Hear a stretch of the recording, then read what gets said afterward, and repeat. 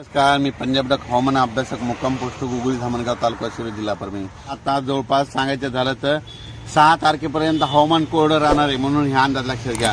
पण राज्यातल्या सर्व शेतकऱ्याला सांगू इच्छितो, हा तातडीचा मेसेज म्हणतो, राज्यामध्ये 7 मे पासून ते 11 मे दरम्यान वादळी वाऱ्यासह विजेसह काही ठिकाणी गारपिटीसह पाऊस येणार आहे, अवकाळी पाऊस पडणार आहे, रानातून पाणी बाहेर निघणार असा पाऊस येणार आहे म्हणून हा अंदाज लक्षात येतो।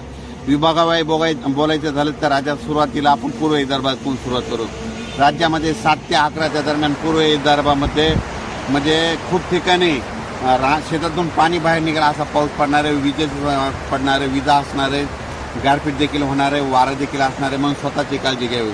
त्याच्यानंतर पश्चिम विदर्भात देखील सर्व शेतकऱ्यांना सांगू इच्छितो, 7 ते 11 मेच्या दरम्यान तुम्ही तुमची हळद असेल, कांदा असेल काढून झाकून ठेवा, कारण की 7 ते 11 दरम्यान जोरदार पाऊस पडणार आहे, ओढे नाले वाहतील असा पाऊस येणार आहे म्हणून हा अंदाज लक्षात येतात। त्याच्यानंतर मराठवाड्याकडे वळू। मराठवाड्यात देखील 7 ते 11 दरम्यान जोराचा पाऊस राहणार आहे, म्हणजे शेतात